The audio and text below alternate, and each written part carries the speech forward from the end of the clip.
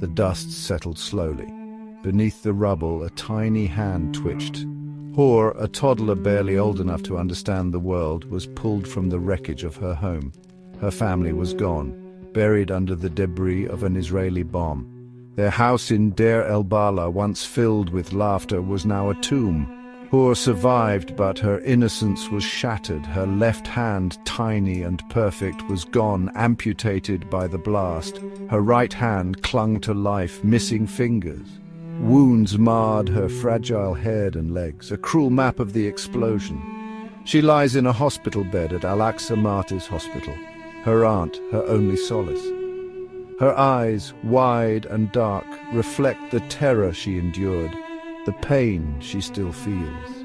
Hor's laughter, once a symphony of childhood joy, is now a distant memory. Her story, like countless others in Gaza, is a testament to the brutal cost of war. A cost paid not in dollars or land, but in the shattered bodies and souls of its youngest victims. The Nuseirat camp, a crowded tapestry of homes and lives, was supposed to be a sanctuary, but war knows no sanctuary.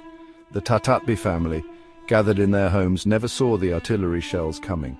In a flash of fire and steel, their world imploded. 36 souls extinguished. Grandparents, parents, children, entire generations wiped out in an instant. Their laughter, their stories, their futures, all reduced to ashes and dust. The silence that followed the blast was deafening. A silence heavy with grief, with disbelief, with the bitter taste of injustice. Neighbors dug through the rubble, their hands trembling, their hearts breaking with each lifeless body they recovered.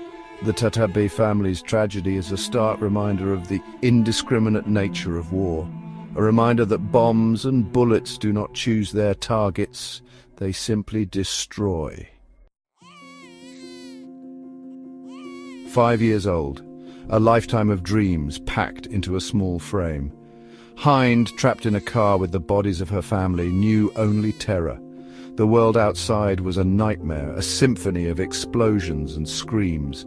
Clutching her teddy bear, her only companion in the darkness, she dialed the Palestinian Red Crescent. Her voice, small and trembling, pleaded for help, help that would never come. An ambulance, a beacon of hope in the chaos, raced towards her, but hope too is a casualty of war. An Israeli missile found its mark, transforming the ambulance into a twisted wreck. Hind's lifeless body was found hours later, still clutching the phone, her teddy bear silent beside her. Her dream of becoming a doctor, a dream shared by so many children, was buried with her. Julia, a 4-year-old with eyes that held the wisdom of a lifetime, was now an orphan. Her parents, taken by Israeli forces, were gone, leaving her adrift in a sea of grief. Her father, Musab, had known this pain before. Orphaned himself in 2004 when Israeli forces killed his father, he understood the cruel irony of fate. Now his daughter would carry the same burden. Wessam Nasser, Julia's cousin, took her in, his home a refuge for a broken family. He watched as Julia played, her laughter tinged with a sadness that belied her years. The cycle of loss, it seemed, had no end. Julia's story is a chilling reminder that the wounds of war run deep, that the children of Gaza carry the scars of conflict, both physical and emotional, long after the bombs have stopped falling.